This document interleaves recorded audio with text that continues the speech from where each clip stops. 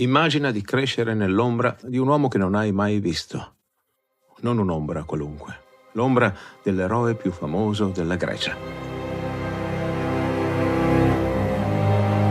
Quella di un uomo che ha combattuto per 10 anni sotto le mura di Troia, che ha ideato il cavallo di legno, che ha vinto la guerra più grande del mondo antico. Un'ombra che tutti conoscono, che tutti raccontano, che tutti onorano e di cui nessuno sa dove sia finita. Telemaco ha 20 anni. Da quando è nato non ha mai visto suo padre in faccia. Sa chi è Odisseo meglio di quanto in verità lo conosca. Conoscere i racconti su di un uomo non è la stessa cosa che conoscere l'uomo. Ma oggi, dopo un'attesa di quasi 20 anni, Telemaco riabbraccerà suo padre. Grazie agli amici su TP che amano questo podcast: Giacomo, Sisifo Felice, Federica, Maddalena e Anna Sofì. Grazie anche a Sara, Anna, Santo, Ergis dall'Australia, Anselmo, Gregorio e ad Alex. Grazie ad Alessandro, Mirko, Vanessa, Jimbo dal Belgio, Fabio, Lizaned da Cambridge, Tommaso B, Giulia 168, Francesco e Michele. Grazie infine a Marina, Alessia, Raul, Chiara Miriam, Cristina, Juan ed Eugenia. Diventa anche tu parte di questa avventura. Supporta questo podcast andando su TP usando il link in descrizione. Questo episodio è dedicato a Sara e Serena, che con il papà Stefano mi ascoltano andando a scuola. Ciao!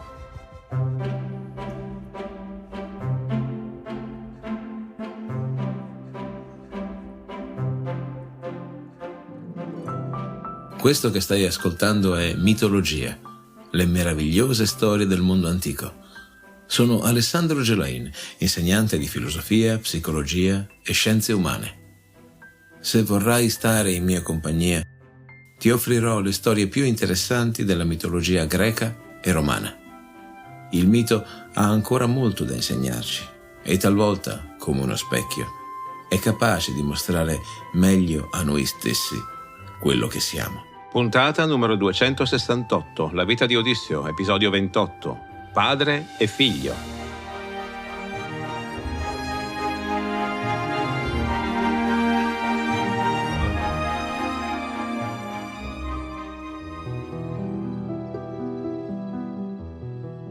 A Sparta, nel palazzo di Menelao, è notte. Pisistrato, il principe di Pilo, dorme. Telemaco, no. Ci sono pensieri che non lasciano dormire, pensieri di casa, di pericoli lasciati sospeso, di una madre che aspetta da sola, di pretendenti che diventano ogni giorno più audaci. Il soggiorno a Sparta ha portato quello che cercava, la certezza che suo padre è vivo, forse ancora prigioniero di una dea su un'isola ai confini del mondo. Menelao glielo ha raccontato in prima persona. Elena lo ha guardato con quegli occhi che tutto vedono e gli ha detto che somiglia a suo padre. Gli stessi occhi, la stessa fronte. Atena lo raggiunge nel buio. Gli sussurra preziose informazioni. I proci gli stanno tendendo un agguato nello stretto tra Itaca e Same. Vogliono ucciderlo prima che giunga in patria. Lui comunque deve affrettarsi. Penelope non riuscirà a resistere a lungo. Lo istruisce sulla rotta da seguire, sulle isole da evitare, sulla navigazione notturna. E poi aggiunge qualcosa di preciso.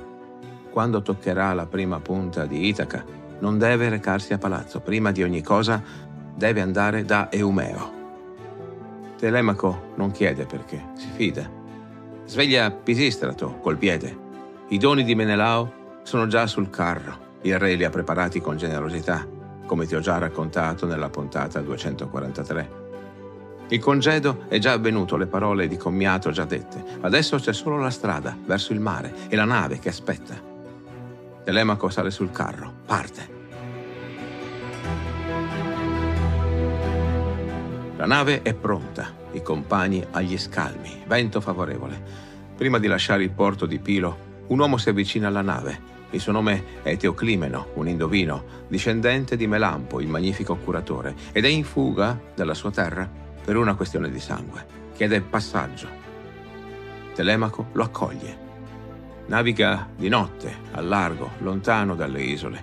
I proci lo aspettano nel loro agguato. 20 guerrieri scelti nello stretto tra Itaca e Same. Lo aspetteranno inutilmente. Telemaco, seguendo il consiglio di Atena, cambia rotta. passa oltre senza danno, senza combattimento, senza sangue.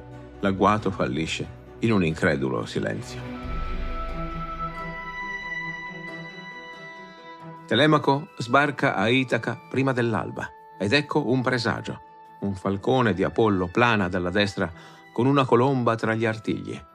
Le penne cadono sull'acqua, tra la nave e la riva. Teoclimeno lo interpreta senza esitare. La stirpe di Odisseo non perderà il potere. Non esiste a Itaca famiglia più regale di quella del figlio di Laerte. Questa stirpe sarà sempre la più forte. Telemaco rimane calmo, ringrazia, promette ricompense, ma nel petto il cuore batte più forte.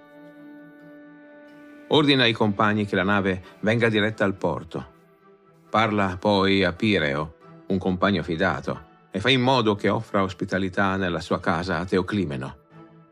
Prende infine la lancia, si lega i sandali ai piedi e si incammina veloce verso l'interno dell'isola. Sa dove sta andando. Eumeo, il porcaro fedele, come gli ha indicato Atena.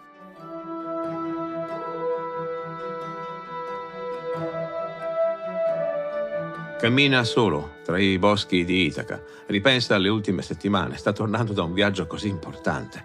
Ha preso una nave per sua scelta, ha incontrato re, ha sentito raccontare di suo padre dagli uomini che lo hanno conosciuto. Nestore, che l'ho visto partire da Troia per poi salutarlo all'isola di Tenedo. Menelao, che ha combattuto al suo fianco. Elena, che lo ha incontrato e riconosciuto al primo sguardo nonostante un abile travestimento. Telemaco non si sente lo stesso ragazzo che è partito, ma non sa ancora bene in cosa egli sia cambiato. Lo scoprirà presto.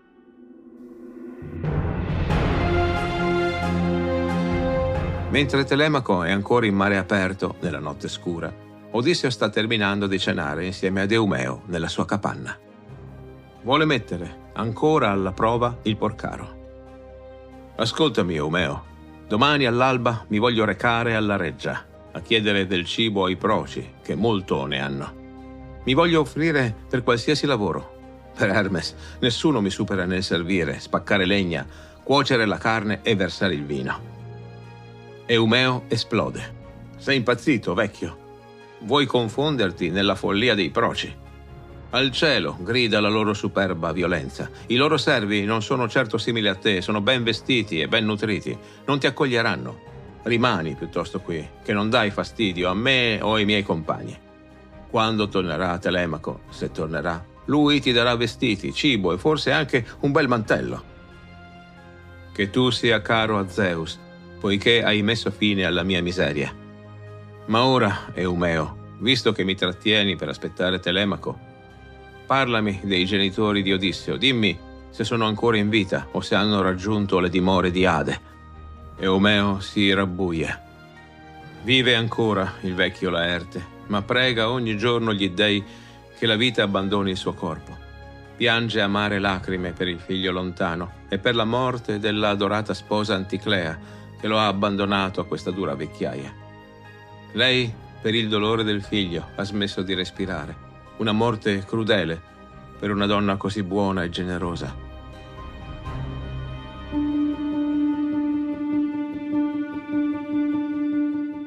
Da piccolo mi allevò lei, insieme a sua figlia Ctimene dal lungo peplo. Mi ha vestito e nutrito, mi ha dato di che vivere e un lavoro dignitoso. Mi amava con tutto il cuore.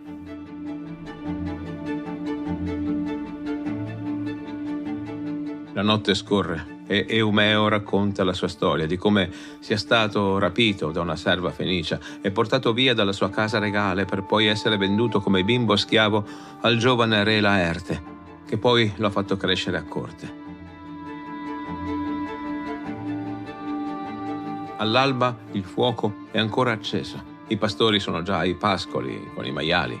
Eumeo prepara il pranzo. L'anziano mendicante siede vicino al fuoco. I cani fuori smettono di abbaiare. Odisseo lo nota per primo. Avvisa Eumeo che sta arrivando qualcuno di conosciuto. I cani non abbaiano, fanno festa. Chiunque sia, non è un estraneo. Non fa in tempo a finire la frase che Telemaco è sulla soglia. Eumeo balza in piedi, le coppe gli cadono di mano, si precipita verso il ragazzo, gli bacia la testa, gli occhi, le mani, piange, ride, lo chiama luce degli occhi miei, lo abbraccia come se fosse scampato alla morte. Omero usa qui un'immagine precisa, come un padre amoroso che abbraccia il figlio, tornato da terre lontane dopo 10 anni di lontananza. Omero sceglie questa similitudine con piena consapevolezza. Il padre vero è seduto lì dentro, che guarda la scena. Odisseo vede suo figlio per la prima volta.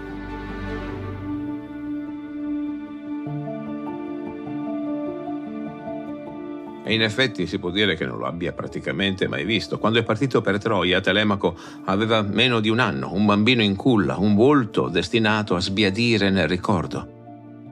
Ha immaginato come sarebbe diventato, ha sperato che fosse cresciuto bene, ha pianto per lui nelle notti di Ogygia. Ma vederlo adesso, su questa soglia, vivo, alto, con la lancia in mano e lo sguardo severo di sua madre, è qualcosa per cui non si può essere preparati. Eppure trattiene tutto, deve trattenerlo.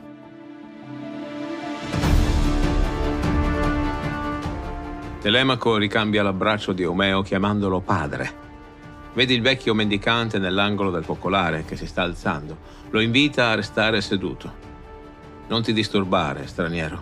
Posso sedermi io altrove. Un gesto di cortesia automatica, senza attenzione particolare. Il ragazzo ha altro per la testa.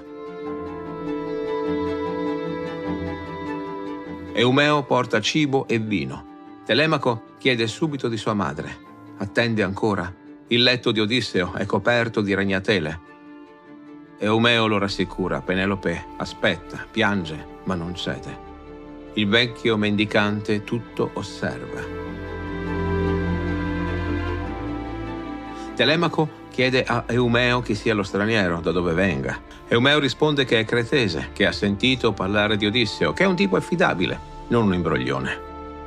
Odisseo chiede di essere portato alla reggia. Telemaco è risoluto. Non sarebbe saggio portare il vecchio a palazzo. I pretendenti della regina lo umilierebbero e si prenderebbero gioco di lui, se non peggio. Pur essendo lui principe, teme di non avere abbastanza forza per contrastarli.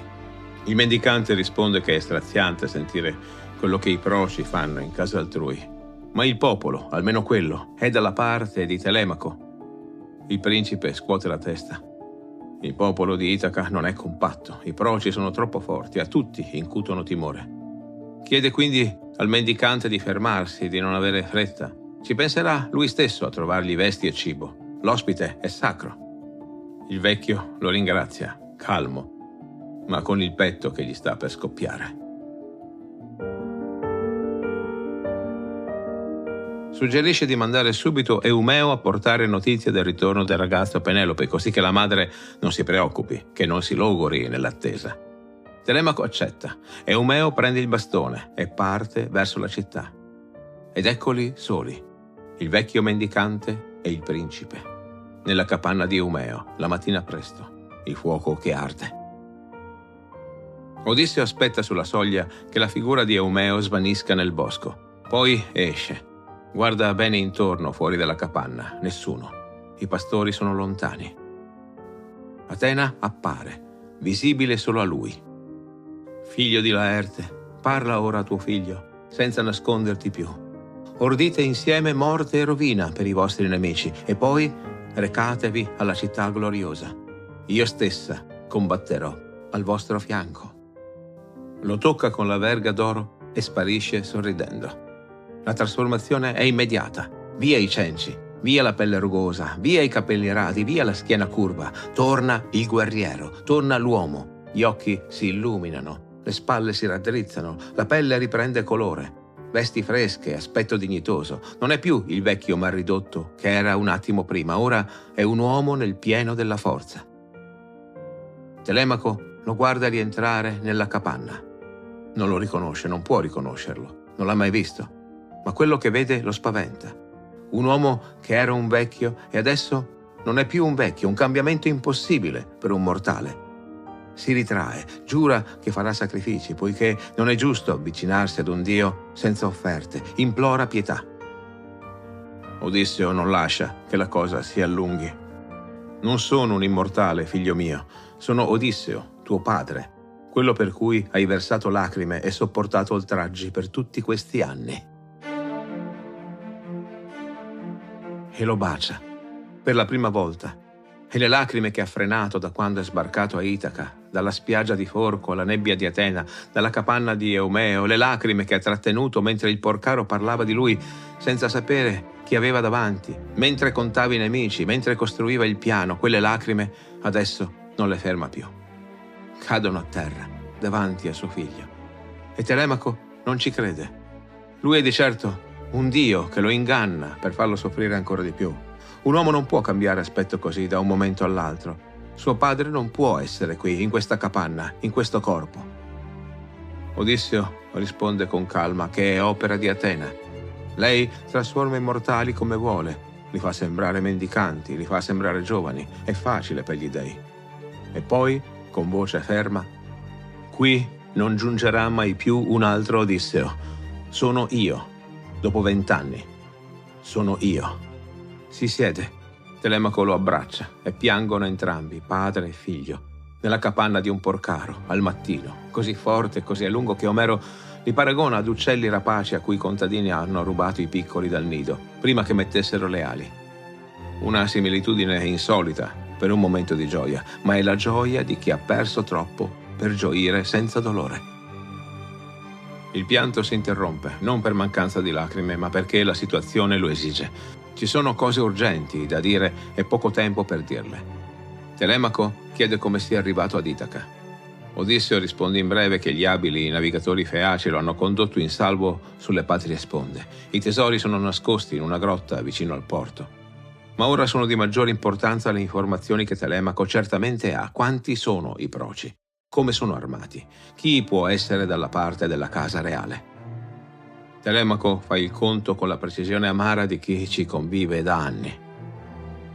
Antino, figlio di Eupite, il più pericoloso, il più violento. Eurimaco, figlio di Polibo, il più ambizioso, quello che si sente già re poiché ricopre di ricchi doni la regina. Poi gli altri, oltre 100 in totale.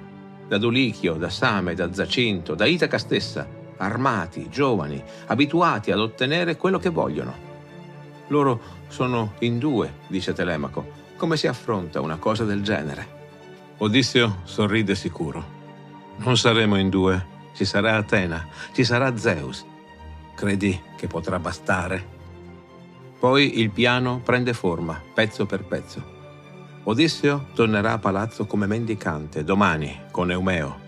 Telemaco non deve rivelare nulla a nessuno, nemmeno a Penelope per ora, non per sfiducia, ma perché ogni persona in più che sa è un rischio in più. Nemmeno a Laerte, solo Eumeo e Filezio, il bovaro, potranno sapere al momento giusto. La cosa più importante, le armi. Quando arriverà il momento, Odisseo lo dirà lui con un segnale. Telemaco dovrà portare via dalla sala tutte le armi dei proci, scudi, lance, spade, nasconderle nella sala interna, lasciare solo le armi di Odisseo e le sue. Se qualcuno chiede perché, Telemaco risponderà che il fumo dei banchetti le anneriva, che le ha messe in ordine. Nessuno deve sospettare. Telemaco ascolta, annuisce, ha capito tutto, il piano, il rischio, la posta in gioco. Per la prima volta nella sua vita sta parlando con suo padre da uomo a uomo. I cani scodinzolano di nuovo. Eumeo è tornato da palazzo. Ha consegnato il messaggio a Penelope, ha sentito le ultime voci sulla città. Trova Telemaco e il vecchio mendicante seduti vicino al fuoco. Il mendicante è di nuovo il vecchio mal ridotto di prima. Atena ha restituito il travestimento nell'istante prima che Eumeo rientrasse. Il porcaro non nota nulla di strano.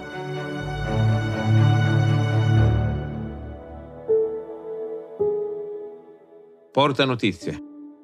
La nave dei proci è tornata al porto, il loro agguato è fallito. Una brutta storia, ma Telemaco è salvo e questo è quello che conta. Eumeo ha notato il disappunto sulle facce dei proci e se n'è andato sorridendo. Non ha assistito a quello che è successo dopo. Antino e gli altri hanno iniziato a tramare per togliere la vita al giovane principe prima che giunga a palazzo, prima che la regina sappia che è tornato. Appare la regina e apostrofa proprio Antino, ha saputo del suo piano e dell'agguato Telemaco, con quale sfrontatezza osa corteggiarla ancora, dopo aver tenuto una tale condotta. Non è forse chiaro il dolore che le infligge? Eurimaco cerca di rassicurare Penelope, dicendole che egli ama Odisseo come un padre e perciò veglierà affinché nulla accada a Telemaco. Afferma questo con la menzogna nel cuore.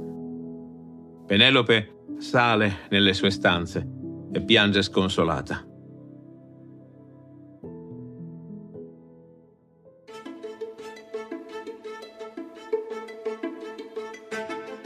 Si prepara la cena nella capanna di Eumeo. 3 uomini attorno al fuoco, il porcaro, il principe, il vecchio mendicante. Si preparano a mangiare insieme in quello che ha tutta l'aria di un concilio di guerra, anche se Eumeo non lo sa. Domani all'alba, Odisseo, accompagnato dal servo fedele, si avvierà verso quel palazzo da cui è stato assente per 20 anni. Sarà una giornata impegnativa. Nella prossima puntata, la strada da Eumeo alla reggia è breve, ma non è senza ostacoli. Sulla via Odisseo e Eumeo incontrano Melanzio, il capraio, uno dei servi che ha scelto la parte dei proci. Lo vede venire e insulta il vecchio mendicante. Lo prende a calci, lo deride. Odisseo non reagisce, trattiene tutto. Il momento per rispondere alle ingiurie non è ancora arrivato. Poi il palazzo, il cortile, il portone. Davanti al portone, accovacciato su un mucchio di letame, un vecchio cane, cui nessuno presta attenzione, alza la testa, ha le orecchie abbassate, muove la coda, ma non ha la forza di alzarsi.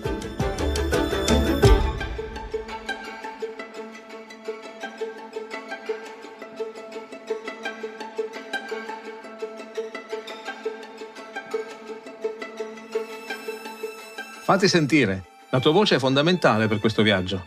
Metti mi piace su YouTube o il più su Spotify per l'algoritmo fa una differenza enorme. Su YouTube per cellulari puoi supportare gratuitamente il canale 3 volte a settimana mettendo un hype. È importante e aumenta la visibilità. Condividi nei commenti le tue riflessioni. Ogni tuo pensiero arricchisce questa comunità e personalmente mi aiuta molto chi mi scrive cosa gli è piaciuto e perché.